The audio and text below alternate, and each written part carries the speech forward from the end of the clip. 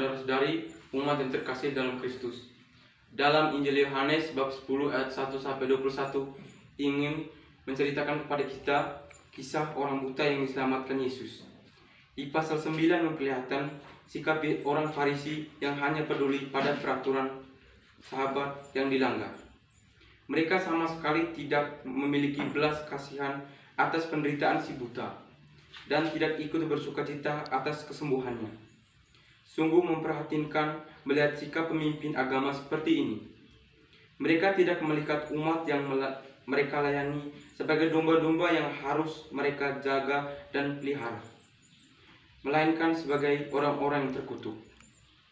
Gembala-gembala palsu itu tidak memenuhi tugas mereka sebagaimana seharusnya, melainkan memanfaatkan domba-domba itu untuk kepentingan mereka sendiri.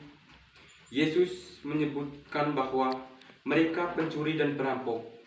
Gembala semacam ini tidak akan mau mempertaruhkan nyawanya demi keselamatan domba-dombanya. Berbeda dengan Yesus, sang gembala yang baik membawa si buta masuk menjadi kawan dombanya. Gembala yang baik mengenal domba-dombanya dan sebaliknya. Domba-dombanya pun mengenal dia. Bahkan ia bersedia mengorbankan nyawa-nyawanya untuk keselamatan domba-dombanya, termasuk domba dari kandang lain yang harus digembalakan. Sebagai anak, sang gembala tahu bahwa ini kehendak bapaknya yang mengasihi dia, yaitu agar dia memberikan nyawanya bagi domba-dombanya. Bapa telah memberikan kuasa kepada anak untuk menyerahkan nyawanya sebagai kurban untuk menebus manusia dari dosa. Anak-anak juga berkuasa untuk bangkit dari kematian lalu hidup kembali. Inilah keunikan relasi bapa dan anak. Namun, banyak yang tidak mau menerima keunikan relasi bapa dan anak ini adalah yang tidak mau percaya bahwa Yesus berkuasa untuk hidup kembali. Ada juga yang mengajarkan bahwa Yesus bisa hidup karena pertolongan Bapa. Kiranya kita tidak mudah disesatkan dan pahamilah bahwa kematian dan kebangkitan Kristus adalah rencana Allah untuk keselamatan manusia dan taat pada rencana itu. Semua orang beriman berkehormatan menjadi pemberita Injil. Banyak orang beranggapan bahwa tugas memberitakan kabar baik adalah tugas segolongan orang yang ahli, dalam pengertian bahwa orang-orang tersebut sudah dilengkapi dengan berbagai pengetahuan dan didikan secara khusus. Buktinya, para murid Yesus yang sebagian besar tidak terpelajar diutus Tuhan untuk mewartakan Injil Kerajaan Allah.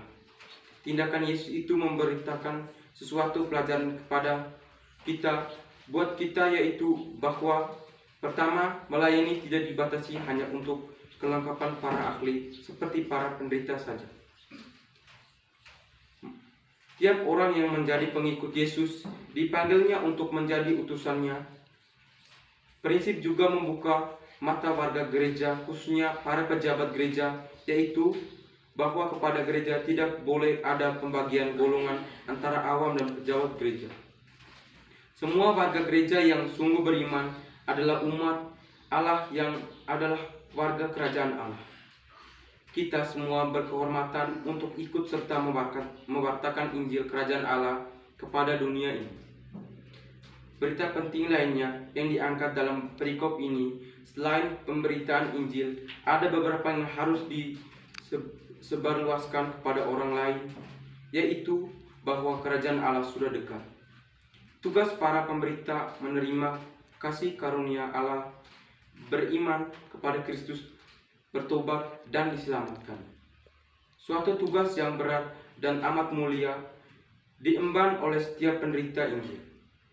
Setiap orang yang tidak perlu takut, sebab sejak semula Tuhan mengingatkan kita untuk bergantung kepadanya saja, bukan kepada hal-hal yang dapat dan yang bisa manusia andalkan. Semoga Tuhan memberkati kita.